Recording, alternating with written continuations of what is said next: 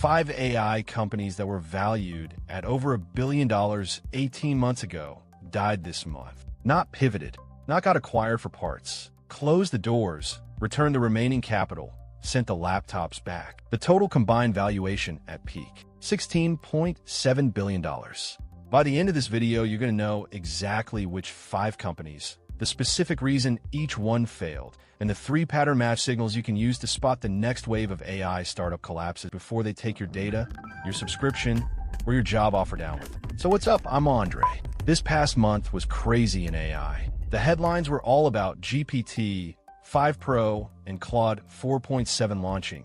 But underneath the news cycle, an entire layer of AI infrastructure collapsed. I tracked every shutdown announcement, every employee LinkedIn update marked open to work, every TechCrunch obituary. Let's get into it. Look, here's the thing. Company number 1. Inflection AI's consumer arm, the Pi chatbot. Peak valuation, $4 billion in 2024 after Microsoft licensed the core team and most of the technology. The remaining consumer entity tried to relaunch with a new model in late 2025 and never recovered traction. Microsoft pulled its preferred partner status in March. The cloud bill hit $11 million a month with declining usage, and the remaining board voted to wind down in early November. Cause of death. Microsoft acqui-hired the soul of the company and tried to leave the body alive. The body died. Honestly, company number 2, Mistral's enterprise platform layer, separately spun out from the open model app. Peak valuation, $6 billion in early 2025. The open source Mistral models themselves continue and are doing great. To be very clear, the open source side is alive and thriving. What died is the proprietary enterprise platform that wrapped those models in a paid orchestration layer. Customers figured out the open models alone solved 80% of the use case at $0 per token cost. So the platform layer's $200 per seat per month pricing collapsed. Spun back into the parent in October, then the parent absorbed the headcount and shut the platform brand quietly. Company number 3, Character AI's adult vertical product line. Peak valuation, $2.7 billion. The flagship Character AI consumer business is still very much operating. What died is the spin-off vertical specifically marketed to companion app use. Regulatory pressure from 3 state attorneys general in late 2025 forced a content review that wiped roughly 40% of the user base in 6 weeks. Operating costs didn't scale down fast enough. Shut in early November with a closure note that pointed users to compliant alternatives. Honestly, this is the share trigger. The combined headcount across these 5 companies was 3,400 employees. The total severance and runway return distributed back to employees and investors over the last 45 days. $61 million. That's the math of a soft landing in this AI cycle. Compared to the dot-com bust. 337,000 employees, $6 billion in severance. We're not in a 2000-style crash. We're in a high-frequency selective culling that picks off companies whose moat got commoditized by the base model ad progress. The pattern is, the base models keep getting better, the wrapper companies keep getting compressed. Right? What's the AI tool you subscribed to in the last year that already feels redundant because the base model caught up? Drop the name in the comments. I'm reading every reply and pulling the top 10 for next month's deep dive.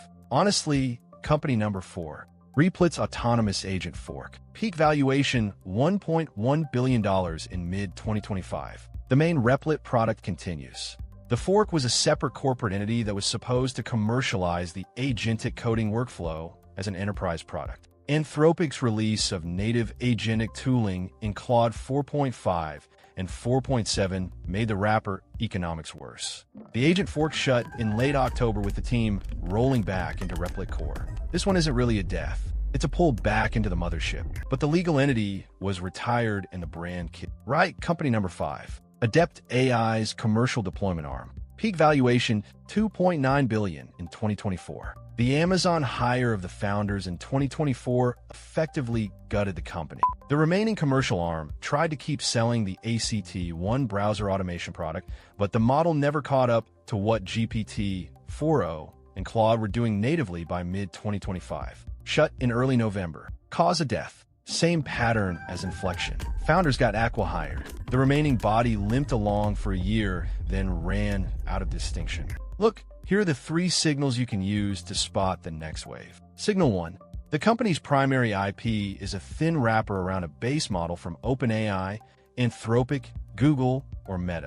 If the entire product can be described in one sentence using the base model's name plus a verb. For example, quote, build a Claude wrapper that does X, end quote. The company is on a clock. Each base model release compresses the moat further. Signal 2.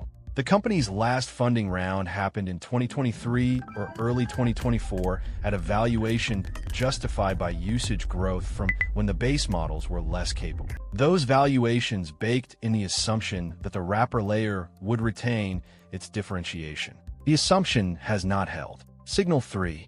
The company has shifted marketing away from product benefits and toward founder story or company narrative. Companies that have to sell the story rather than the product are usually losing the underlying product fight. This is the signal that's hardest to spot from the outside because it looks like normal PR. The tell. When the founder appears on 3 or more podcasts in a 6-week window talking about company values without demoing new features, right?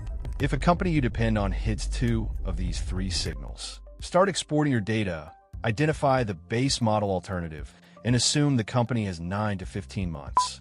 Most users are blindsided by these shutdowns because the warning signs are subtle, but the pattern across all 5 of these companies was identifiable 6 months in advance if you knew what to look for. Now I want to be honest about what I might be wrong about. The wrapper layer collapse story is real, but it's not universal. Some wrapper companies have built distribution, brand, and switching cost moats that base model improvements don't easily erode. The companies I'd watch in this category: Perplexity, Notion AI, Cursor, Granola. They're all wrappers in some sense, but they have user lock and that probably survives the next 2 base model generation. So this is one of those things where the pattern is real, but the application requires judgment. Okay, so the right move for you as a user is to assume your AI tool stack will see a 30–40% churn over the next 12 months.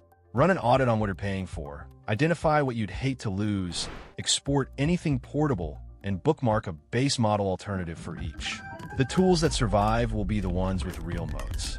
The rest will be footnotes in a YouTube retrospective in 2027. Hit subscribe.